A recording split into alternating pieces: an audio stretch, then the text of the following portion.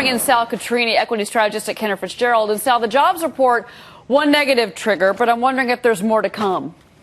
You know, I came into the report not as optimistic as some of the strategists and economists came into this number this morning.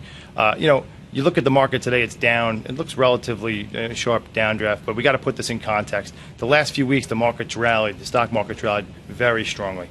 And the bottom line is the jobs picture had a lot of reasons to be down. So it wasn't a complete surprise that we had a bad number. We had the Greek and the EU debt crisis. We had a spike in energy costs. And very importantly, we had this Japanese earthquake all over the last quarter that the market had to deal with. Any one of those things by itself could cause companies to pull back. I mean, the CEOs of this country and the CFOs are looking at the same news stories as you and I are, and the general public is. And there's a news cycle now that's very fast and vicious. So they get scared. They're going to pull back. Any one of those things could have pulled the job number down. We had 3 of those things.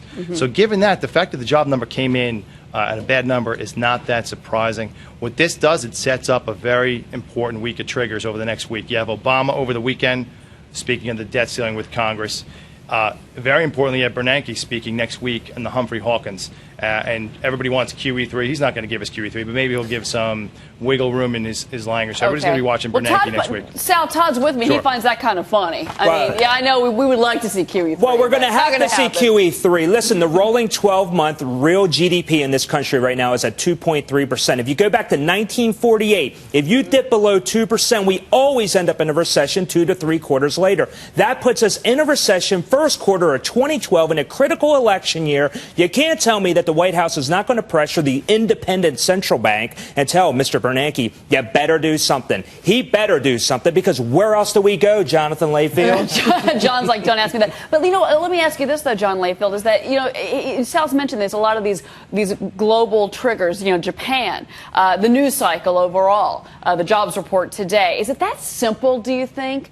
Do you think consumer confidence is low because of what they're seeing on television? Is it us that's doing this? No, I think the real unemployment rate is the problem. And people look at the gridlock in Washington, D.C., like our guest said earlier, maybe the unicorn market will get us out of here. And that may have been his idea. Unfortunately, some of these politicians, ladies and gentlemen. Unfortunately, some of these politicians, people look at our government and they realize they see a deadlock. They don't know what's going to happen with this debt ceiling. They look at their neighbor and they see a person that has a foreclosed home, or they know somebody. They also look at unemployment and they know somebody that's unemployment. And like Sal mentioned, we had a market that had gone up significantly. We had high hopes for this jobs number. They would underperform seriously. That's why you see us down. You're probably going to see corporate earnings come in decent, but they're getting them out of not growth, but out of efficiency and productivity. Well, Sal, we're going to kick it off with Alcoa. That starts next week. I mean, you mentioned triggers. What about Alcoa? What about earnings next week? Well, next week's a big week for earnings, and what scares me right now is, given this big negative jobs number, which was worse even than the pessimists, I was hoping for some decent guidance. We haven't had a lot of pre-announcements coming into earnings season, but it's kicking off next week. You have Alcoa, you have J.P. Morgan and Citigroup with the banks, you have Google. These are big names. Marriott, big consumer indicator and business travel indicator.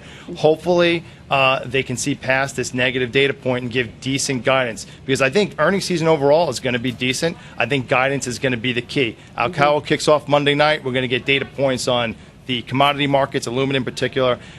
Alcoa's big problem, though, it's having its own inflation costs. So Alcoa kicks it off, and hopefully we get some good news out of them. I'll be emailing you on Monday. Sal Catrini, Cantor Fitzgerald, equity strategist. Sal, thank you very much.